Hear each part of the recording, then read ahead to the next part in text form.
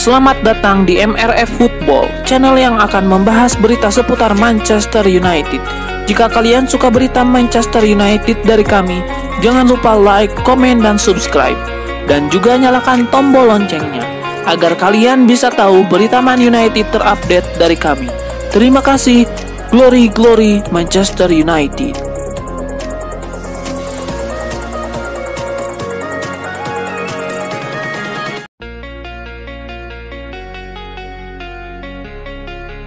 Rasmus Højlund dikabarkan diburu oleh 3 klub Italia meski kurang oke bersama Manchester United musim ini. Striker Denmark itu mempunyai reputasi bagus di negeri pizza.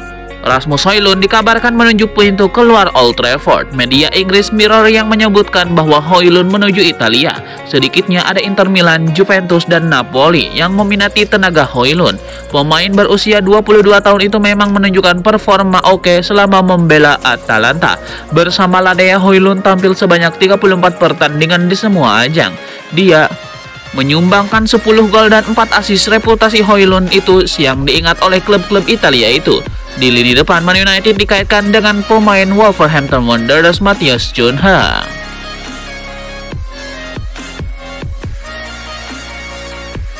Kekalahan Manchester United dari Tottenham Hotspur di final Liga Eropa hari Rabu lalu tidak hanya menyakitkan dari sisi emosional dan prestise, tetapi juga berdampak langsung pada rencana transfer klub.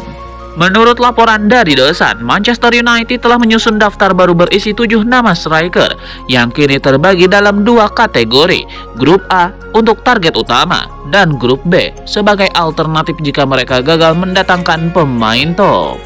Di Grup A, nama Victor Gyökeres dan Benjamin Sesko menduduki peringkat teratas, keduanya juga diincar oleh Arsenal. Nama ketiga dalam Grup A adalah Liam Delap, penyerang muda milik Ipswich Town yang memiliki klausul rilis karena timnya terdegradasi dari Premier League. Jika transfer dari ketiga nama tersebut gagal, MU akan mengalihkan perhatian ke Grup B yang berisi opsi lebih murah, Moise Kean dari Fiorentina, Gianfilippo Mateta dari Crystal Palace, Lorenzo Luca dari Udinese, dan Matteo Retegui dari Atalanta. Musim yang mengecewakan bagi Manchester United berakhir dengan luka baru, kekalahan di final Liga Eropa dan absennya mereka dari kompetisi Eropa musim depan. Kegagalan ini bukan sekedar urusan prestise, tapi juga soal uang. Dengan tidak tampil di Liga Champions, Setan Merah diperkirakan akan kehilangan potensi pendapatan hingga 100 juta pound sterling. Pelatih kepala Ruben Amorim pun mengakui kondisi sulit ini dalam konferensi pers usai kekalahan di Bilbao. Ia berkata, "Kami memiliki 2 rencana untuk bursa transfer." Namun masalah tidak berhenti di situ. Absennya Manchester United dari pentas Eropa musim depan juga berpicu eksodus pemain. Manchester United menutup musim dengan kekalahan 0-1 dari Tottenham Hotspur di final Liga Eropa di Bilbao. Hasil yang tidak hanya memperparah kegagalan mereka musim ini, tetapi juga memperbesar tekanan finansial menjelang bursa transfer musim panas. Kini beban hutang transfer masa lalu senilai 89 juta pound sterling menjadi momok yang tidak bisa lagi diabaikan oleh manajemen klub. Masalah yang tidak berhenti sampai di sana, gagal lolos ke Liga Champions musim depan membuat MU kehilangan potensi pemasukan sebesar 85 juta pound sterling dari hak siar dan sponsor. Hal ini menjadi pukulan besar terhadap anggaran transfer Amorim. Dan yang lebih parah, United masih harus membayar 89 juta pound sterling untuk pembelian pemain dari musim-musim sebelumnya. Sir Jim Ratcliffe sendiri mengkonfirmasi hal ini dalam wawancaranya dengan Gary Neville. Dengan kondisi keuangan seperti ini, melakukan perombakan besar nyaris mustahil. Realita pahit ini memaksa United untuk bersikap jauh lebih cermat untuk merekrut pemain. Tidak ada lagi ruang untuk spekulasi mahal yang tidak terukur. Kegagalan demi kegagalan dalam strategi rekrutmen selama bertahun-tahun kini menagih konsekuensinya.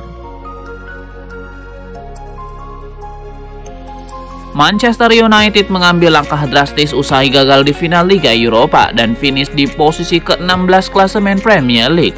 Tidak hanya itu, manajemen dikabarkan membuka penawaran untuk seluruh pemain, termasuk Kapten Bruno Fernandes. Di urutan teratas, Alejandro Garnacho menjadi salah satu aset termahal MU dengan harga sekitar 65 juta pound sterling. Tidak heran Chelsea disebut sebagai klub yang paling berminat memboyongnya.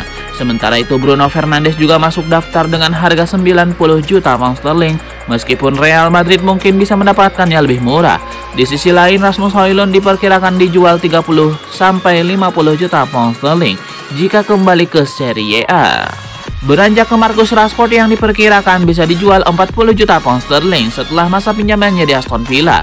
Tidak ketinggalan Anthony yang tampil gemilang di Real Betis, memiliki harga minimum 32,5 juta pound sterling untuk mematuhi aturan finansial Premier League. Adapun Jadon Sancho mungkin akan tetap di Chelsea dengan klausul pembelian 25 juta pound sterling. Sedangkan untuk dua pemain lainnya, Casemiro dan Andre Onana, masing-masing kabarnya dihargai 25 dan 20 juta pound sterling. Manchester United di final Liga Eropa dari Tottenham Hotspur semakin mempertebal awan gelap di atas kepala Ruben Amorim. Pelatih asal Portugal ini hanya memenangkan 16 dari 41 pertandingan sejak menggantikan Erik ten Hag. Legenda Newcastle United Alan Shearer memberikan analisis pedas tentang situasi di Old Trafford. Menurutnya ada 5 masalah utama yang bisa membuat Ruben Amorim memutuskan hengkang. Yang pertama, skala masalah MU yang tidak terduga. Yang kedua, performa MU yang semakin memperburuk. Yang ketiga, daya tarik Man United menurun. Yang keempat, MU tidak memiliki identitas tim. Dan yang kelima, kurangnya dukungan manajemen.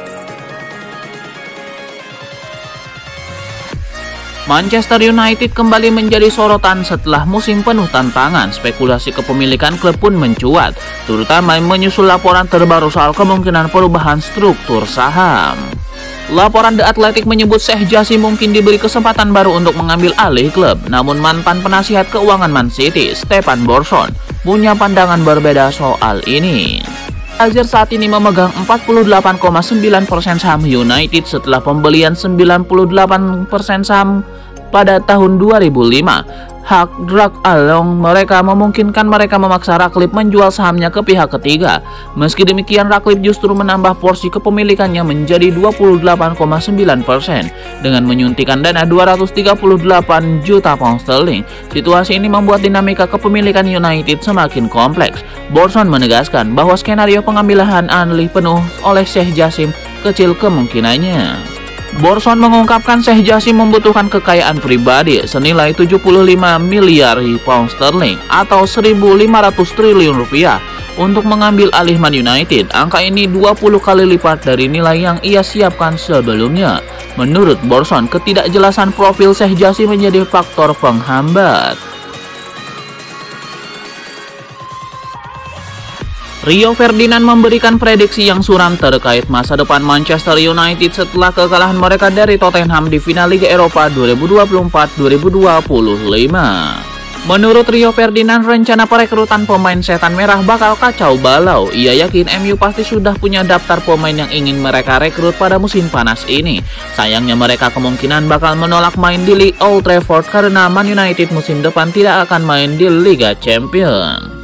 Menurut Rio Ferdinand, para pemain yang diincar Man United pasti tidak akan tergoda oleh sejarah Man United, sebab yang mereka pikirkan saat akan menerima tawaran sebuah tim adalah uang plus apakah mereka akan berkompetisi di Eropa atau tidak.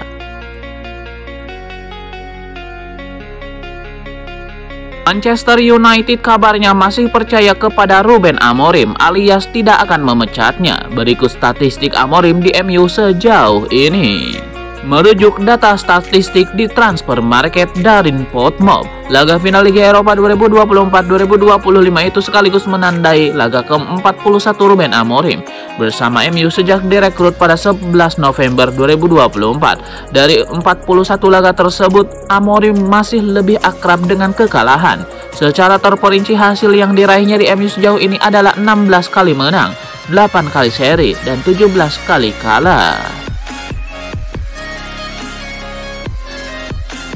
Kekalahan Manchester United di final Liga Eropa tidak hanya menyakitkan secara emosional, tetapi juga berdampak secara finansial. Gagal meraih gelar berarti setan merah tidak hanya absen dari Liga Champions musim depan, tapi juga dari seluruh kompetisi Eropa. Konsekuensinya, Manchester United harus membayar penalti senilai 12 juta US dollar atau sekitar 196 miliar rupiah kepada sponsor aparel mereka Adidas. Penalti tersebut merupakan bagian dari klausul kerjasama jika United gagal tampil di Liga Champions selama 2 musim berturut-turut. Kerugian United tidak berhenti di situ. Manchester United juga kehilangan potensi pemasukan sebesar 100 juta euro atau sekitar 2,1 triliun rupiah yang biasanya diperoleh dari partisipasi di Liga Champions, termasuk hak siar, tiket, dan sponsor tambahan. Jika dijumlahkan, total kerugian yang dialami United mencapai 2,3 triliun rupiah, sebuah angka yang cukup mengguncang neraca keuangan klub.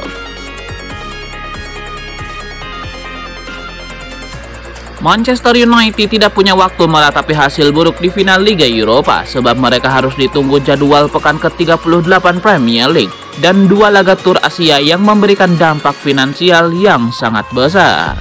2 laga Tur Asia bukan pertandingan persahabatan biasa. Bagi Manchester United ini adalah bagian dari strategi memperluas pasar sekaligus mendekatkan diri dari jutaan fans loyal mereka di kawasan Asia Tenggara dan Asia Timur.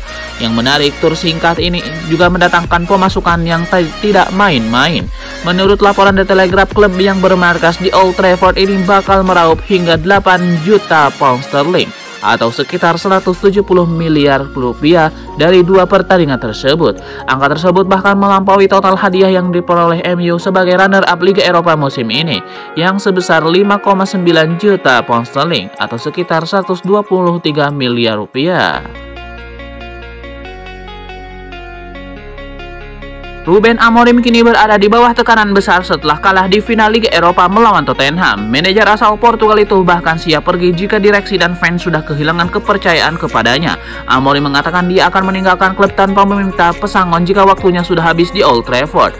Meski begitu, ia tetap percaya dengan gaya dan filosofi kepelatihannya. Kabar ini memicu banyak spekulasi tentang siapa yang bakal menggantikan pria berusia 38 tahun itu. Para media pun mulai memprediksi kandidat terkuat pelatih baru MU itu. Dalam video ini, kami akan membahas 5 calon pengganti Ruben Amorim. Siapa saja mereka? Nama pertama, Jose Mourinho. Nama kedua, Massimiliano Allegri. Nama ketiga, Gareth Southgate. Nama keempat, Oliver Glasner. Dan yang kelima, Simone Inzaghi. Raksasa Premier League Manchester United saat ini sedang menghadapi masa sulit di bawah kepemimpinan Ruben Amorim. Jamie Carragher, legenda Liverpool, lantas memberikan saran yang dirasa logis kepada Amorim. Ia menyarankan pada pelatih asal Portugal itu untuk mempertimbangkan langkah mundur dari Manchester United. Harapan Ruben Amorim untuk membenahi skuad lewat bursa transfer musim panas tampaknya tidak realistis. Absennya pemasukan dari kompetisi Eropa membuat dana belanja MU akan sangat terbatas. Apalagi proyek pembangunan ulang yang dibawanya membutuhkan investasi besar untuk mencocokkan gaya permainan. Di tengah kondisi finansial yang tidak menentu, keinginan tersebut terasa tidak masuk akal. Jamie Carragher menilai United akan menghadapi resiko lebih besar jika tetap memaksakan skema Amorim. Perombakan besar tidak ada jaminan hasil akan semakin membenahi klub yang sedang krisis kepercayaan. Jamie Carragher menekankan perlunya keberanian dari manajemen Manchester United untuk mengakui kesalahan. Menurutnya, keputusan merekrut Amorim bisa menjadi merupakan langkah yang tergesa-gesa. Klub kaya raya asal Arab Saudi Al Hilal ternyata belum menyerah untuk memboyong Bruno Fernandes. Kabarnya mereka bakal mencoba lagi mendekati sang kapten Manchester United itu. Laporan tersebut menyebutkan ada alasan kuat mengapa Al Hilal kembali mencoba peruntungan. Pasalnya kondisi internal MU kini sedang tidak stabil. Kabar terbaru menyebut MU bersedia mendengarkan semua tawaran untuk pemain mereka. Hal ini dipicu oleh kebutuhan dana segar setelah gagal menjuarai Liga Eropa. Itu sebabnya kabarnya MU bahkan terbuka melepas Fernandes jika harganya tepat. Situasi ini jadi peluang emas bagi Al Hilal untuk kembali mendekati sang pemain. Al Hilal disebut benar-benar serius dalam misi ini. Mereka bahkan sudah merencanakan aksi pekan depan untuk memburu Fernandes. Rencananya mereka akan kembali bertemu dengan agen Fernandes. Tujuannya jelas, meyakinkan sang pemain untuk hijrah ke Saudi. Tentu saja Al Hilal bakal menyodorkan kontrak bernilai fantastis. Mereka berharap Bruno Fernandes bisa bergabung musim depan.